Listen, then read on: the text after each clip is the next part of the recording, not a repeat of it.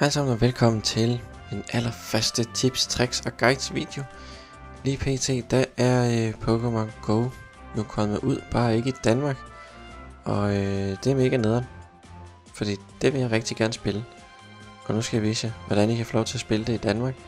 I hvert fald indtil det kommer ud på App Store. Først så skal I ind i jeres Safari. Så skal I ind på det her link. Det ligger nede i beskrivelsen, så I kan trykke på det. Så skal man trykke download. Non-jailbreak skal man vælge. Og så trykker man download. Når den her popper op med App Store, siger man annullér. Så kan det godt være, at det ikke lige helt virker. Så hvis man ikke lige kan vente ligesom mig og er meget utålmodig, så trykker man på den der, hvor der står click here. Og installer. Det betyder så, at nu er Pokémon Go begyndt at installere på ens telefon. Så er vi meget snart klar til at blive Pokémon Master. Så er Pokémon Go simpelthen installeret på min iPhone.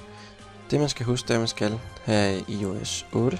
Hvis du har iOS 7, kan du ikke spille Pokémon Go. Det vil sige, det er alt over iPhone 4. Det der er nu, det er at spillet, det faktisk ikke virker lige nu. Hvis du prøver at trykke, så siger den, ikke godkendt firmaudvikler. Så går du ind i indstillinger. Scroller herned til generelt. Så scroller du lidt længere ned. Så er der en, der hedder administration af enheder. Der kan du gå ind på den her og sige godkend.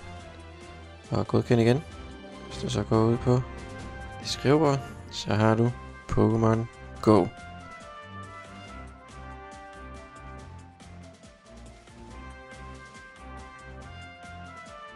Det tager lidt tid at load. Jeg tror det er fordi det er rimelig mange ting, den lige skal load. Selvfølgelig skal du tillade den at bruge lokalitet. Så vælger man sin fødselsdag. Sådan. Og indtil videre virker det her Pokémon Trainer Club ikke. Fordi der er simpelthen så mange, der gerne vil spille det her spil. Så det virker ikke. Men man kan logge ind med sin Google-account. Når du så er logget ind med din e-mail og din adgangskode, og trykker Go, så starter spillet. Som I kan se har jeg spillet. Jeg har spillet faktisk rigtig meget her i går. Så meget, at jeg har gået 13,99 km i går. Og det er det, der er helt vildt fantastisk ved det spil. Jeg kan faktisk lige vise jer, hvordan man fanger en Weedle her. Den står her på mit skrivebord.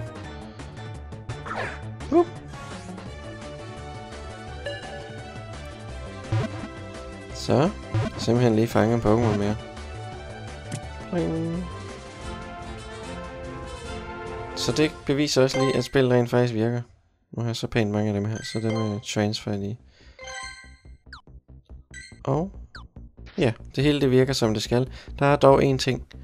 Den her funktion, der hedder Battery Saver, som er mega smart.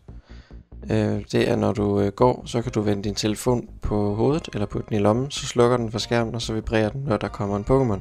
Men den har rigtig svært ved at komme, når du tager telefonen op, så går spillet ofte i stå.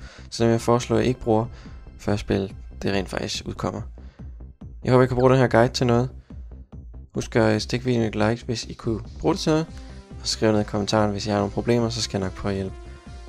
Jeg ved det desværre kun til iPhone, skal jeg lige huske at sige.